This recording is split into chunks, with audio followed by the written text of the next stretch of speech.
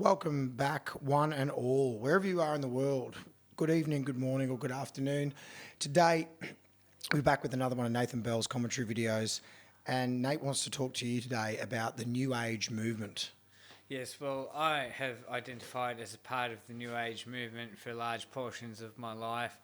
It's an interesting movement, the New Age spiritual movement. It tries to draw on science and combine science with spirituality and religion. New Age people talk about other dimensions, they talk about higher, other realities, other universes, and they think that there are beings there and deity beings that exist in other universes. They also talk about vibration. Now, some of these things have some validity in science. Scientists and physicists do talk about other dimensions and higher dimensions, and it's an interesting idea to consider whether there could be beings that inhabit this extra space of these other dimensions. But I think a lot of New Agers don't really understand the concept of dimensions properly.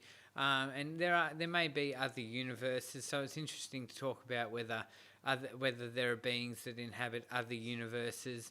And as for the idea that everything vibrates, well, we do know that there is frequency, that objects in the universe vibrate and resonate and have frequency, and atoms have frequency and particles have frequency. So we know things do have frequency, and planets do vibrate and planets do have a frequency. So everything is vibrating, and scientists have said that the universe is sound, and sound is central in the universe, and that the universe is a symphony. And I think it was Plato or one of the great Greek philosophers said that the universe is a symphony, and Michio Kaku, I've heard him say that the universe is a symphony of vibrating strings.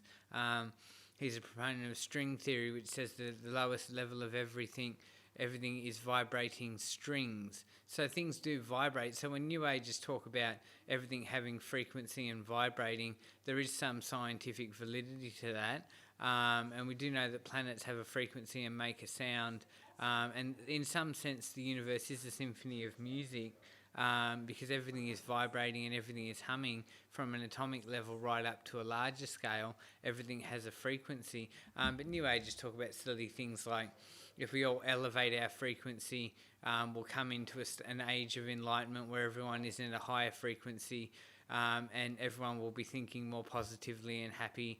And their whole mentality is about, I suppose, mental states and thinking positively and being loving and caring and good. And I'm down with that. I believe we need to adopt a culture where we have loving, compassionate ideas and where we think in a positive way, and that will lead to a better world. But New Agers seem to think that we have to lift our vibration, and what I think they mean by that is that we have to lift our vibration on an atomic particle level, so that all the particles and atoms in our body are vibrating at a higher frequency. And I think they think that when we're at a higher frequency of vibration, we'll be more positive, loving, compassionate people. So that's an interesting idea, this idea that we can lift our atomic frequency, the frequency of our particles and our atoms, and that will somehow change our mental state so that we think in a more positive, loving way. But the New Agers want to come into this age of enlightenment where everyone is positive and loving and there's no more negativity and hatred in the world, and I'm really down with that. And that's one of the things that's always drawn me to New Age thinking, this idea that everyone in humanity would come to be in a positive state of mind, a loving state of mind, where we focused on compassion and empathy and all these positive, loving emotions and thoughts and ideas, and where we would embrace a culture of positivity and loving emotions and ideas. So that's what the New Age movement talks about lifting your frequency to come in to the New Age of enlightenment where everything is positive and loving. So if we can have some sort of global enlightenment, some global cultural change where all of humanity embraces an ideology of love and compassion and empathy, and positivity, I think that would be a great thing. So I'm really down with what the New Agers think is happening, but they think it's some sort of prophecy thing that's playing out, that this is some destiny, that the Earth is going to come into this age, the age of Aquarius. I'm not really into astrology. To some extent, I think that the alignment of stars and planets could have an impact on our body, through physically affecting our mood, and the particles in our body with gravity. But I'm not really into the idea that stars and planets have too much of an effect on our psychology. But the New Agers seem to think we're coming into the age of Aquarius, the age of enlightenment, and humanity is going to embrace this loving, peaceful mentality, and we will do away with war and hatred and conflict. Now that's just very much destiny thinking and thinking about prophecy, and those things aren't real. There is no destiny, there is no grand plan, there is no God determining that anything will go any certain way, and there isn't any prophecy that the world will come into an age of enlightenment.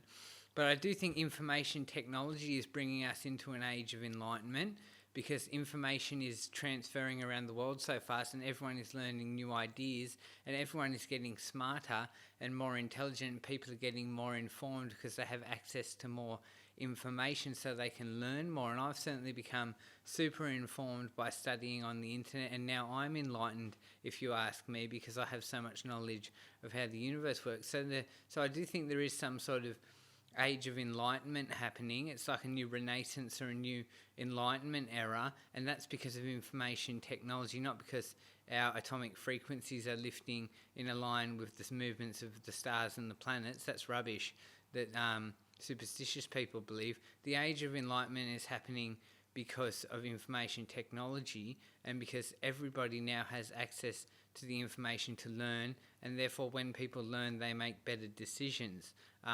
When people are informed they make better decisions. So I do believe we are coming into this age of enlightenment that the New Ages predict, but not for the reasons that the New Ages think it is happening.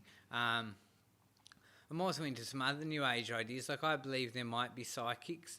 There might be people who have ESP abilities, and I'm into Eastern philosophy and Eastern medicine, but we've got to be careful with this. A lot of the medicine that the New Ages pitch is just a load of rubbish. Like, you can go into the New Age crystal shops and you can buy incense that say they have healing properties. You know, incense sticks don't have healing properties. That's false advertising. Sometimes I think it should be illegal to market incense sticks as having healing properties. There's no evidence that incense sticks have any medicinal value. So the New Ages will sell you a whole lot of rubbish medicine which doesn't work. I think some things like Reiki healing and that might have some validity, some of those Eastern medicines. I certainly think the Eastern people do know how to look after themselves mentally better, and they do have some ideas about ways to heal the body through mental practices and discipline, and through living a healthy lifestyle. But a lot of that stuff certainly isn't evidenced, a lot of that Eastern medicine. I think it's always good to do exercises like meditation. That's going to be naturally good for your physical health because you're exercising, mental health because you're exercising reflection and introspection, which is good for your mental health. So meditation is good, and silencing your mind can have positive mental health benefits. And also some of the physical Eastern exercises, Tai Chi, Qigong, and all these different practices do have some health benefits. I remember reading about a man who apparently fought cancer for 20 years through meditation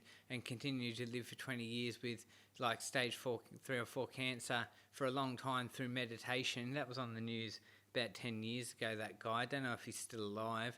I do think to some extent there is mind over matter, and that mental practices can alter your physiology and improve your physical health, but there's not a lot of evidence for stuff like that. I'm also into ideas like out-of-body travel and astral projection, but I think a lot of that might just be happening in our imaginations. I wonder if there is a plane of existence, as I've said in my video on astral projection, a plane of existence, the astral realm, where thought exists and where ideas exist, which is like another dimension. So I think there could be some validity to those ideas. And I can believe in some of these ideas about near-death experiences and seeing the afterlife, only because so many people present these stories. It's interesting to question how the mind creates these things. So many people have these near-death experience stories, and they tell such vivid stories about their experiences when they nearly died. It leads me to wonder if there could be that the soul, that we have some spirit of energy that could live on after we die, and that could, I believe the spirit of energy that is in us, that animates us, returns to the universe after we die and returns to the cosmic consciousness. So I do think the universe could be a conscious living entity. So I'm into some of these New Age ideas, but there's not a lot of evidence that any of them are real, and you've really got to be careful when you deal with these New Age people because they're like cult. They're very much like cult people. They believe in all this wacky stuff, and a lot of them aren't intelligent enough to think critically. There's no evidence for a lot of this stuff, and these people absolutely fanatically believe it. They're like a cult. But I'm a bit of a New Ager. That's why I wrote my fantasy novel, Kings of the New Age, The Quest of the Balancing Stones. We can think about that, and it really comes down to religious freedom and people's right to faith practice. People have a right to their own faith. And New Age is a faith, whether it's an established religion or not. So drop a comment in the comment section about what you think about the New Age movement and let me know.